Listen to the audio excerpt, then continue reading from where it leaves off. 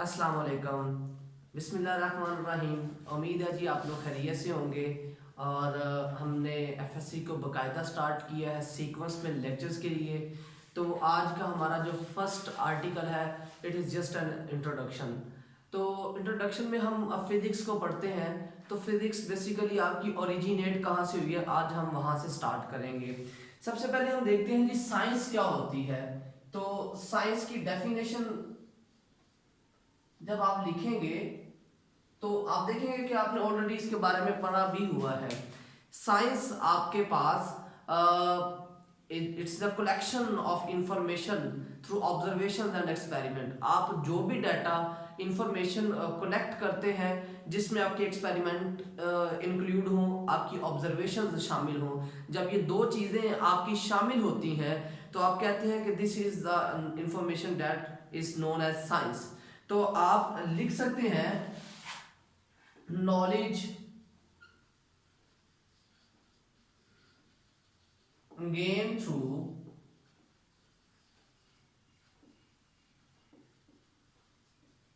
Observation and experiments.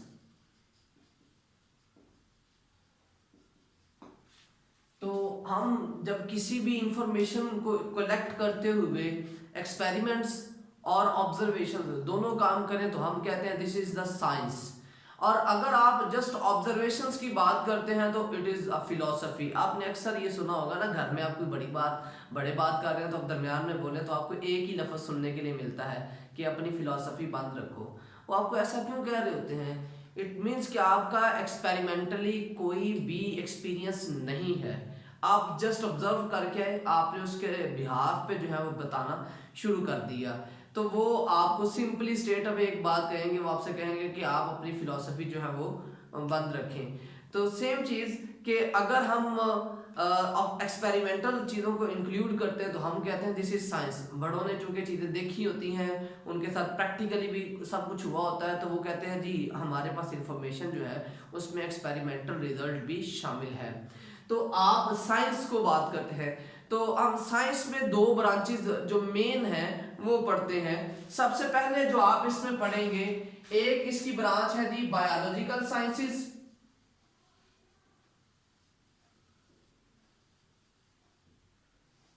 और second इसकी branch है दी physical sciences.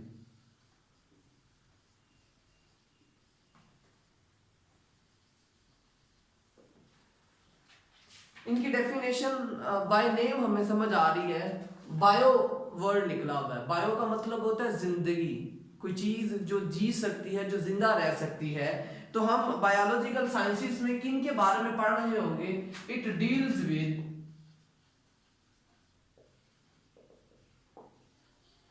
Study of living things. Things की भी बजाय आप लिख दें ऑर्गेनिजम्स, क्योंकि जो चीज जिंदा है वो चीज तो नहीं होगी ना, वो कोई स्पीशीज होगी। तो आपके पास जो बायोलॉजिकल साइंसेज होती हैं उसमें हम डील करते हैं लिविंग ऑर्गेनिजम्स को। और अगर हम बात करते हैं जी फिजिकल साइंसेज को, हम कहते हैं it deals with study of non living objects. आपके पास जो फिजिकल साइंसेज हैं उन फिजिकल साइंसेज में हम जो पढ़ते हैं, हम कह रहे हैं कि नॉन लिविंग थिंग्स उनको आप फिजिकल साइंसेज में स्टडी करेंगे। एग्जांपल के तौर पर हम किसी चेयर के बारे में पढ़ रहे हैं, हम कहेंगे इसकी चार जो है वो लेग्स होती हैं, दो आर्म्स हैं, एक उसकी बैक है, एक सीट है, and so many other things are there. तो आप देखिए, आपने एक चेयर पढ़ी, आपने उस चेयर के बारे में उसके जितने कंपोनेंट्स हैं वो सारे पढ़ लिए। This is the study of physical objects, physical sciences हैं। और अगर हम बात करते हैं जी, एक रैबिट ले लें, एक खरगोश जो होता है, आप पढ़ते हैं उसमें उसका इंस्पायरेशन सिस्टम कौन सा है, उसका डाइजेस्टिव सिस्टम कैसा है, उसका जो है नर्व सिस्टम कैसा है, ब्लड सर्कुलेशन किस तरह से है। अब आपने क्या किया है, एक लिविंग ऑब्जेक्ट को स्टडी करना शुरू किया है। तो लिविंग ऑब्जेक्ट को जब भी हम स्टडी करेंगे हम कहेंगे दिस इज बायोलॉजिकल साइंसेज। जब तक नॉलेज थोड़ा था आप साइंसेस में पढ़ रहे थे, लेकिन जब आपके पास नॉलेज की क्वांटिटी इंक्रीज की, आपने उसको ब्रांचेस में डिवाइड कर लिया। अब आपके पास जो बायोलॉजिकल साइंसेस होती हैं, इसको आप नॉन फिजिकल साइंसेस भी कह सकते हैं। It is also known as non physical sciences. और अगर हम इसको लिखें तो आप लिख सकते हैं it is also known as non biological sciences. तो जब हम बात करते हैं बायोलॉजिकल साइंसेस की, तो हम कहते हैं कि ये नॉन फिजिकल हो सकती हैं, अब उसके उलट चलेंगे। और जब आप बात करते हैं फिजिकल साइंसेस की, तो हम कहते हैं it may be non biological sciences. तो ये हमने इनके बारे में थोड़ा सा इंफॉर्मेशन पढ़ ली है। अब बात करते हैं एक्चुअली फिजिक्स की तरफ आते हैं। फिजिक्स क्या होती है? तो फिजिक्स आपके पास, इसकी सबसे पहले डेफिनेशन लिखेंगे एंड यू विल सी कि आपने वो डेफिनेशन क्लास 9th में भी पढ़ी हुई है। हम कहते हैं जी it is the study of matter, energy and their interaction. Physics आपके पास ब्रांच है साइंस की जिसमें हम पढ़ते हैं matter, energy and their interaction. ये तीन बातें इसमें बहुत अहम है।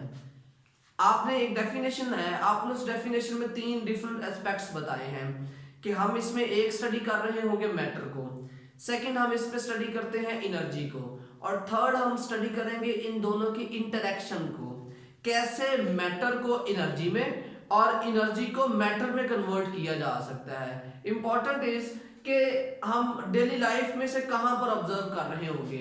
आप लकड़ियां जलाते हैं, एक मैस होता है आपके पास लकड़ियों का, आप उस मैस को जला के आग वहां से निकलती है, हीट प्रोड्यूस होती है। आपने मैस को कन्वर्ट कर लिया है एनर्जी में। दिस इज वन फेस, आपने एक चीज पढ़ ली है कि हम मैस को एनर्जी में कन्वर्ट कर सकते हैं। क्या ऐसा भी मुमकिन है हम एनर्जी को मैस में कन्वर्ट कर सकें? तो उसके लिए हमें जो है वो न्यूक्लियर फिजिक्स पढ़ना पड़ती है। न्यूक्लियर फिजिक्स में आपके पास जब भी न्यूक्लियर रिएक्शंस होते हैं, उन रिएक्शंस में एनर्जी को मैस में कन्वर्ट किया जाता है, जिसे बाइंडिंग एनर्जी की टर्म से इंट्रोड्यूस करवाया गया है। तो इंशाल्लाह जब आप आगे बढ़ेंगे यू विल सी के आप एनर्जी को भी मैटर में कन्वर्ट कर सकते हैं। अभी तक हमें ऐसा फील नहीं हो सकता और ना ही इस लेवल पे हम उसको पढ़ रहे होंगे। तो अब आपके पास फिजिक्स हमने पढ़ ली। चूंकि आज हम इंट्रोडक्शन पढ़ रहे हैं, तो इंट्रोडक्शन में हम इसकी कुछ ब्रांचेस के नाम लिख लेते हैं, और डेफिनेशंस चूंकि आप लोगों ने पढ़ी हुई हैं, मैं बोर्ड पे नहीं लिख रहा लेकिन मैं उसको बोल रहा हूँगा। तो आपका होमवर्क ये होगा कि आपने उन डेफिनेशंस को सुन के रजिस्टर पे लिखना होगा। इंशाल्लाह वो कल आपसे चेक भी होगा। तो फिजिक्स की अगर हम बात करते हैं, इसकी मेन ब्रांचेस की बात कर लेते हैं। Number 1 is mechanics, number 2 is sound, number 3 is heat, number 4 is optics, number 5 is solid state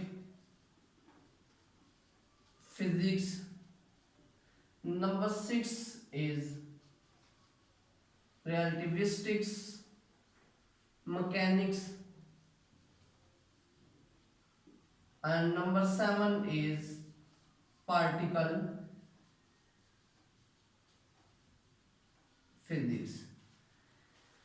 अच्छा जी, हमने 7 ब्रांचेस के नाम लिखे हैं और मैंने जगह भी छोड़ दी उनके दरमियान कि मैं थोड़े से हिंट शायद लिख रहा हूँगा।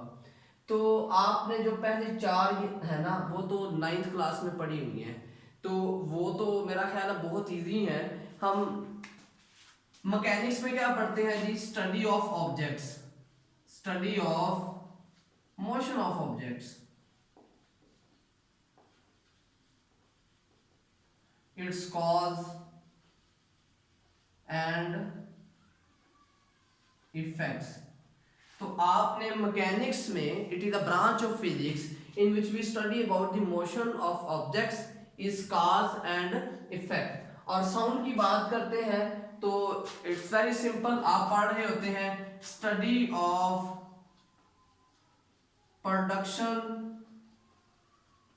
Propagation of sound waves. तो आप इसमें साउंड कैसे प्रोड्यूस होता है, उसकी प्रोपगेशन, वो ट्रेवल कैसे कर रहा होता है। उसके बाद आ जाता है जी number third one is heat, study of production of heat and mode of transfer. हम हीट में बेसिकली क्या पढ़ते हैं जी? हीट को प्रोड्यूस कैसे किया जा सकता है और कितने तरीकों से आप हीट को जो ट्रांसफर है वो कर सकते हैं। अब मेरा ख्याल है 9th क्लास में लास्ट चैप्टर नंबर 9 जो है उसमें आपने इसको तीनों तरीकों से ट्रांसफर करने का सीखा हुआ है। उसके बाद आ जाती है जी ऑप्टिक्स। ऑप्टिक्स में हम क्या करते हैं? Deals with it deals with study of light. हम ऑप्टिक्स में लाइट के बारे में पढ़ रहे हैं, जैसा कि अभी इस रूम में लाइट अवेलेबल है, आप मुझे प्रॉपरली देख भी सकते हैं, व्हाइट बोर्ड पे लिखा हुआ पढ़ भी सकते हैं।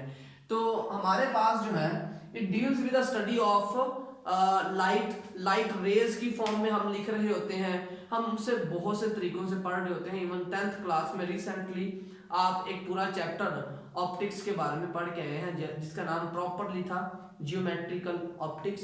जियोमेट्रिकल ऑप्टिक्स में आपने लाइट को रेज की फॉर्म में डेवलप करके डिफरेंट शेप्स बनाई थी और डिफरेंट इमेजेस जो है वो आपने डेवलप किए थे। ये तीन ब्रांचेस जो है ना, मैंने अभी थोड़ा सा आपको एडवांस लेवल पे ले जाने की कोशिश की है। अभी तक हम जो पढ़ के आए हैं वो बहुत इजी था 9th क्लास का। अभी मैंने एक छोटी सी बात जो है वो स्किप की हुई है, वो भी इंशाल्लाह मैं अभी इसको बताता हूँ साइंसेस के हवाले से। सॉलिड स्टेट फिजिक्स में हम क्या करते हैं जी? हम सॉलिड स्टेट फिजिक्स में स्टडी करते हैं स्ट्रक्चर ऑफ द ऑब्जेक्ट को, स्ट्रक्चर ऑफ ऑब्जेक्ट्स। अब स्ट्रक्चर ऑफ ऑब्जेक्ट से क्या मुराद है? आप केमिस्ट्री में भी इंशाल्लाह पढ़ रहे होंगे और फिजिक्स में भी। हमारे पास जो पार्टिकल्स होते हैं ना, वो छोटे छोटे एलिमेंट से मिलकर बनते हैं, उनमें एटम्स पाए जाते हैं। लेकिन क्या वो एटम्स बल्क के तौर पर पड़े होते हैं? जैसे आप गंदम लेते हैं, आप उसे उंडेल दें किसी जगह पर तो वो पड़ी हुई है? नहीं, ऐसा नहीं होता। हर एक पार्टिकल जो होता है वो बकायदा एक रेगुलर पैटर्न्स के फॉर्म में पड़ा होता है। चलिए मैं आपको एक एग्जांपल बता देता हूँ। 9th क्लास की केमिस्ट्री में आपने पढ़ा था सोडियम क्लोराइड जो होता है वो क्यूबिक स्ट्रक्चर में होता है। अब सोडियम क्लोराइड क्यूबिक स्ट्रक्चर हमें कैसे नजर आएगा? वो क्यूब होता है। तो बेसिकली आप जब सोडियम क्लोराइड का एक एटम देखते हैं, उस सोडियम क्लोराइड के एटम में आपके पास जो क्लोरीन और सोडियम है वो एक क्यूब के कॉर्नर्स पर पड़े होते हैं। सोडियम हमेशा इन कॉर्नर्स पर होती है, क्लोरीन इनके दरमियान में होती है। तो ये जो स्ट्रक्चर होता है बेसिकली वो एक क्रिस्टल के अंदर रिपीट कर रहा होता है अपने आप को। तो हम कहते हैं सोडियम क्लोराइड का जो स्ट्रक्चर है that is cubic in nature. और अब ये एडवांस थी, आपने पहले नहीं पढ़ी हुई। उसके बाद आ जाता है रिलेटिविस्टिक्स मैकेनिक्स। है तो ये मैकेनिक्स हमने पढ़ा हुआ है, study of motion of objects. लेकिन रिलेटिविस्टिक्स मैकेनिक्स से क्या मुराद है?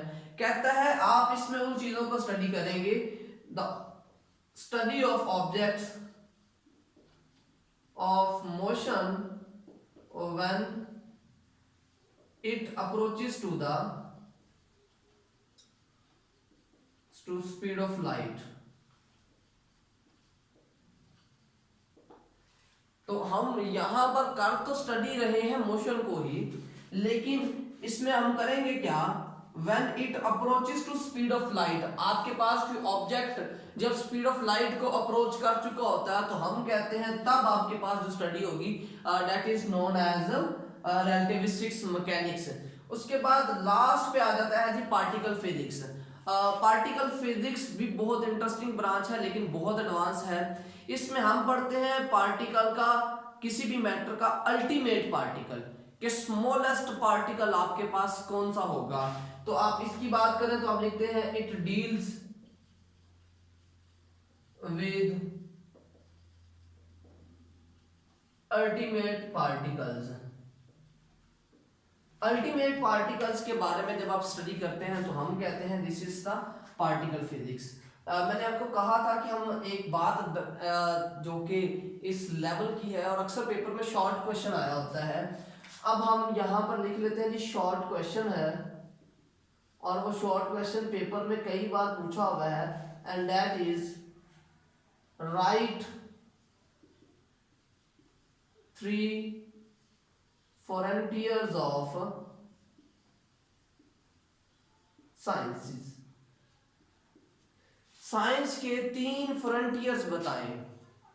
अब वो कौन कौन से हैं 3 फ्रंटियर, इसमें 3 अहम पहलू कौन कौन से हैं। नंबर 1 ये है world of extremely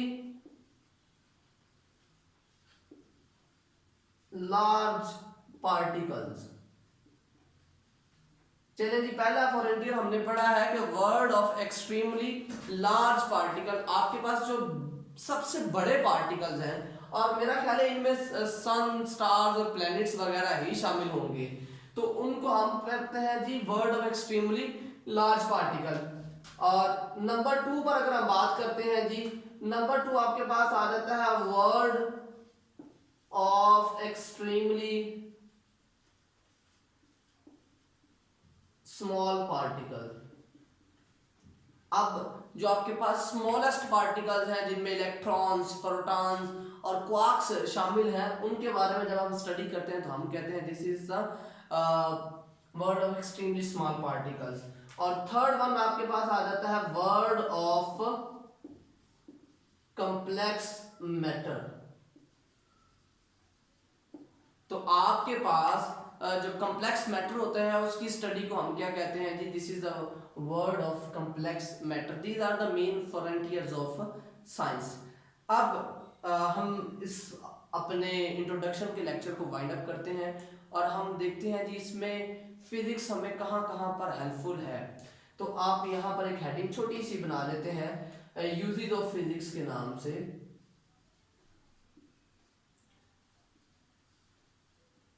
uses of physics कह सकते हैं, आप एप्लीकेशन लिख सकते हैं, दैट्स योर चॉइस। चलें जी यूजेस ऑफ फिजिक्स की हम बात करते हैं। यूजेस में सबसे पहली बात अगर आप करें तो हम कहते हैं जी हमारे पास पहले हैवी लोड को उठाने के लिए बंदे दरकार होते थे, आप 10-12 लोग मिलकर कुछ उठा रहते थे। लेकिन अब बहुत सिंपल है, आपने पुली इन्वेंट की है और पुली जो है वो हैवी लोड को उठाने के लिए यूज़ की जाती है। और इसके लिए मैं अक्सर बच्चों को एग्जांपल देता होता हूँ, ट्रांसफार्मर घरों से बाहर लगे हुए हैं और उसको वैसे हिलाना भी एक बंदे के बस की बात नहीं होती, लेकिन जब वो ख़राब हो जाता है तो हम देखते हैं कि एक ही पर्सन जो होता है वो उसको पुली के साथ बांध के चेन्स के थ्रू ऊपर लेके जा रहा होता है। इट मीन्स कि पुली इम्पॉर्टेंट है और आपने एक बहुत हैवी ऑब्जेक्ट को एक सिंगल पर्सन आराम से जो है वो अपने डेस्टिनेशन पे पहुंचा रहा है। सेकंड अगर हम बात करते हैं जी, आपके पास आ जाता है electricity. Electricity is a main application of physics. हमारे पास इसके बगैर आप देखें ज़िंदगी में कोई भी काम नहीं कर सकते। तो आपके पास जो इलेक्ट्रिसिटी है this is the major invention of physics. अगर हम थर्डली बात करते हैं तो सेल फोन जो है, सेल फोन हमें पता है कि ये कम्युनिकेशन करने के लिए इस्तेमाल होता है, बल्कि आजकल तो बहुत ज़्यादा अच्छे तरीके से इस्तेमाल हो रहा है वाया सेल फोन। आप लोग फिजिक्स का लेक्चर 20 वक्त सुन रहे हैं और अपने बाकी सब्जेक्ट के लेक्चर्स जो हैं वो भी जूम ऐप के थ्रू आप सुन रहे होंगे। तो आप देखेंगे कि सेल फोन हमारे लिए बहुत पॉजिटिव वे में भी अब इस्तेमाल होना शुरू हो गया है। और अगर हम बात करते हैं थर्ड वन तो आपके पास ट्रांसपोर्ट में जो है वो बहुत ज़्यादा यूज़ हुआ है। ट्रांसपोर्टेशन के हवाले से अगर हम बात करें तो पहले जब एरोप्लेन्स नहीं होते थे तो लोगों जिन्होंने हज करना होता था तो हज के लिए वो क्या करते थे, एक दूर दराज का सफ़र वो 6 महीने या साल पहले ही निकल पड़ते थे हज के लिए, और मुख्तलिफ जगह पर रुकते हुए वो जा रहे थे। अब हज के लिए वो एक दिन पहले भी निकल सकते हैं, इवन वो 6 घंटे पहले भी निकल सकते हैं। तो ट्रांसपोर्टेशन जो है इसने आपका जो सफ़र है, आपकी दूरियां जो है वो दूर कर दी हुई हैं। तो स्टूडेंट जिस तरह हर एक चीज़ के एडवांटेजेस होते हैं उनके डिसएडवांटेज भी आपके पास मौजूद हैं। अगर फिजिक्स हमें डिफरेंट जगहों पर अप्लाई होती हुई नज़र आ रही है तो इसके बहुत से डिसएडवांटेजेस भी हैं। अब उनमें एक ही डिसएडवांटेज का मैं नाम लूँगा और वो बेसिकली डिसएडवांटेज भी है और एडवांटेज भी है। आपने एटम बॉम्ब का नाम सुना होगा। तो एटम बॉम्ब जो है वो आप देखें दुनिया इस वक्त रेस में है, हर बंदे की कोशिश है कि उसके पास बड़े से बड़ा जो है वो एटम बॉम्ब मौजूद हो, ज़्यादा डिस्ट्रक्शन कर सके, अच्छे से अच्छा वेपन हो। तो आप देखें इनमें से बहुत से लोग ऐसे हैं जिनमें 99% लोगों ने इसे अपनी प्रोटेक्शन के लिए नहीं बल्कि दूसरों को तंग करने के लिए रखा हुआ है। This is the major disadvantage of physics. हम फिजिक्स में ही इसको जो है वो इन्वेंट कर रहे हैं और लोग इसको नेगेटिवली यूज़ कर रहे हैं। तो atom bomb is an the disadvantage of physics which is normally used for the destructions. जी student, this was all about today. Hope so कि आप लोगों ने बहुत इंजॉय किया होगा और इस लेक्चर को सुनने के बाद आपके साथ मेरा क्वेश्चन आंसर का सेशन भी होगा। इंशाल्लाह आपको जो भी मसले होंगे ना वो हम उसी लेक्चर में उसको क्लियर करके आगे जा रहे होंगे। अपना बहुत ज़्यादा ख्याल रखिएगा। अल्लाह हाफिज़।